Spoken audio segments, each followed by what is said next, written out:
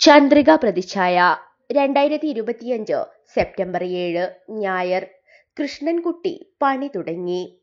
മാസം മാസം സർചാർജ് എന്ന പേരിൽ കുത്തിനു പിടിച്ച് KSEB ഉപഭോക്താക്കളെ പിഴിയുന്നത് കൊണ്ട് കേരളത്തിലെ വിദ്യുച്ഛക്തി വകുപ്പിനൊരു മന്ത്രിയുണ്ടെന്ന കാര്യം എല്ലാ മാസവും മലയാളികൾ ഓർക്കും. 4 3 പേർ തികച്ച് ഒരു പ്രകടനത്തിനെടുക്കാനില്ലാത്ത സ്വന്തം പാർട്ടിയൊക്കെയുള്ള നേതാവാണ്. പുതിയ രാഷ്ട്രീയ പാർട്ടി രൂപീകരണം എങ്ങുമെത്താതെ വന്നതോടെ JDS കേരള ഘടകം ഇപ്പോൾ പൊരിഞ്ഞ ചർച്ചയിലാണ്.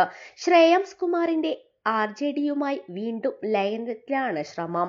ദേശീയാധ്യക്ഷനായ ദേവഗൌഡയും കൂട്ടരും BJPയുമായി ചേർന്ന് NDAയുടെ ഭാഗമാണ്. കേരളത്തിൽ CPMനൊപ്പവും. തദ്ദേശ തിരഞ്ഞെടുപ്പിൽ രാഷ്ട്രീയ അസ്തിത്വം ഉറപ്പാക്കാൻ മറ്റൊരു പാർട്ടി ലയിക്കുകയല്ലാതെ വേറെ പോംവഴിയൊന്നുമില്ല.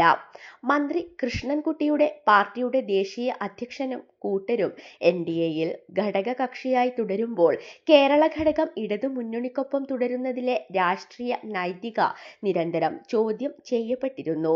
ഒരു ഘട്ടത്തിൽ പോലും കേരള ഘടകത്തെ പുറത്താക്കാനോ തള്ളിപ്പറയാനോ ദേവഗൌഡ തയ്യാറായില്ല.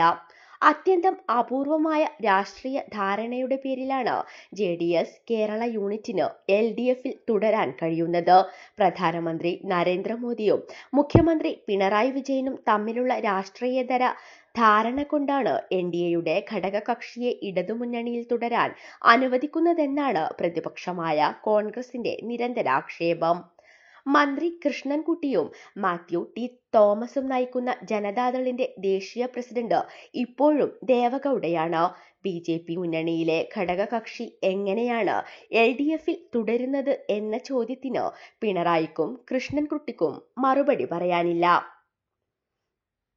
2023 ഒക്ടോബർ 19 ദേവഗൌഡയും HD കുമാരസ്വാമിയും ബംഗളൂരുവിൽ നടത്തിയ സംയുക്ത പത്രസമ്മേളനത്തിൽ പറഞ്ഞത് കർണാടകയിൽ BJPയുമായി സഖ്യമുണ്ടാക്കുന്നതിൽ കേരള മുഖ്യമന്ത്രി പിണറായി വിജയന്റെ പിന്തുണ ലഭിച്ചെന്നാണ്. കേരളത്തിൽ JDS ഇടതുമുന്നണിക്കൊപ്പമാണ്. തങ്ങളുടെ ഒരു MLA അവിടെ മന്ത്രിയാണ്. BJPയുമായി ചേർന്നു പോകുന്നതിന്റെ കാരണം അവർ മനസ്സിലാക്കി. അവിടുത്തെ മന്ത്രി K കൃഷ്ണൻകുട്ടി സമ്മതം തന്നു. പാർട്ടിയെ രക്ഷിക്കാൻ BJPക്കൊപ്പം ചേരുന്നതിന് മുഖ്യമന്ത്രി പിണറായി വിജയൻ പൂർണ്ണ സമ്മതം തന്നതാണ് എന്നതാണ്. സ്വന്തം തടി രക്ഷിക്കാൻ മുഖ്യമന്ത്രി പിണറായി വിജയൻ ദേവഗൌഡയുടെ വാദങ്ങളെ തള്ളിപ്പറഞ്ഞെങ്കിലും ദേവഗൌഡ പറഞ്ഞ യാഥാർത്ഥ്യങ്ങൾ ഇപ്പോഴും മാറ്റമില്ലാതെ തുടരുന്നു. പക്ഷെ സംഗതി ഇതൊന്നുമല്ല. ഇടയ്ക്കിടയ്ക്ക് മന്ത്രിയിൽ നിന്നും ഞെട്ടിക്കുന്ന ഓരോ പ്രഖ്യാപനം വരും. ഓണത്തിന് മുമ്പ് ഇത്തരമൊരു ഞെട്ടിക്കൽ അദ്ദേഹം നടത്തി. ഇനി മത്സര രംഗത്തേക്കില്ലത്രേ. കേരളം ഇത്രമേൽ സങ്കടത്തോടെ ചെവിയോർത്ത മറ്റൊരു വാർത്ത കാണില്ല. ഇതിനും ഏതാനും ആഴ്ച മുമ്പാണ് മന്ത്രി മറ്റൊരു ഞെട്ടിക്കൽ ഞെട്ടിച്ചത്. അത് പക്ഷേ അന്താരാഷ്ട്ര ആണവോർജ ഏജൻസി മുതൽ ലോകത്താകമാനമുള്ള സകല ആണവ വിദഗ്ധരും ഞെട്ടിത്തരിച്ച പ്രഖ്യാപനമായിരുന്നു.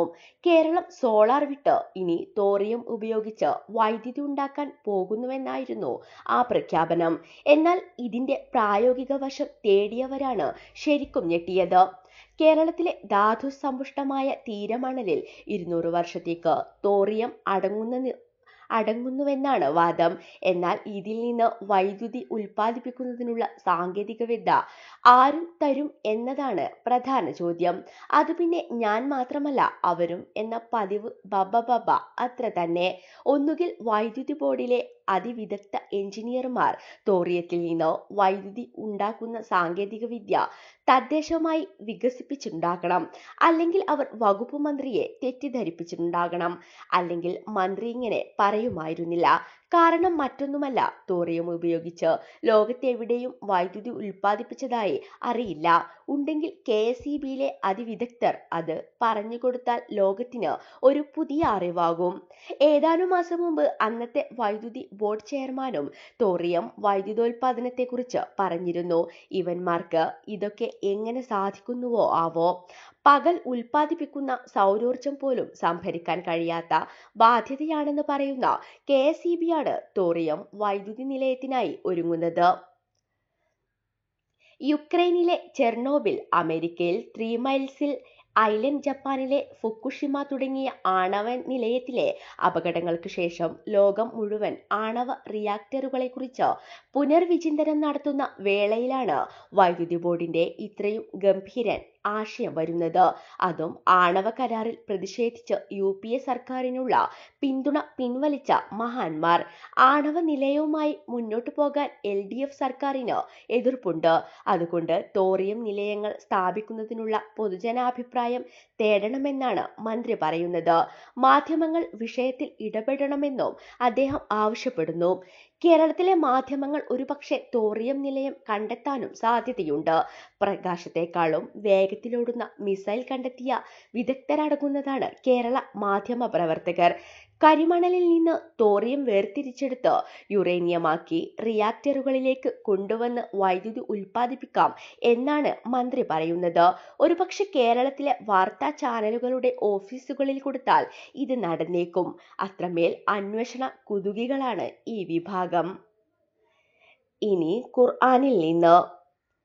ഭൂമിയിൽ യാതൊരു ജന്തുവും അതിന്റെ ഉപജീവനമാർഗം അല്ലാഹു ബാധ്യത ഏറ്റതായിട്ടല്ലാതെയില്ല. അവയുടെ താമസ സ്ഥലവും സൂക്ഷിപ്പ് സ്ഥലവും അവൻ അറിയുന്നു. എല്ലാം സ്പഷ്ടമായ ഒരു രേഖയിലുണ്ട്. വിശുദ്ധ ഖുർആൻ അധ്യായം 11 വചനം 6. തയ്യാറാക്കിയത് തിഷണ അക്കാദമി. ശബ്ദം ഫർസാന ഷെരീഫ് ഇരുമ്പുഴി.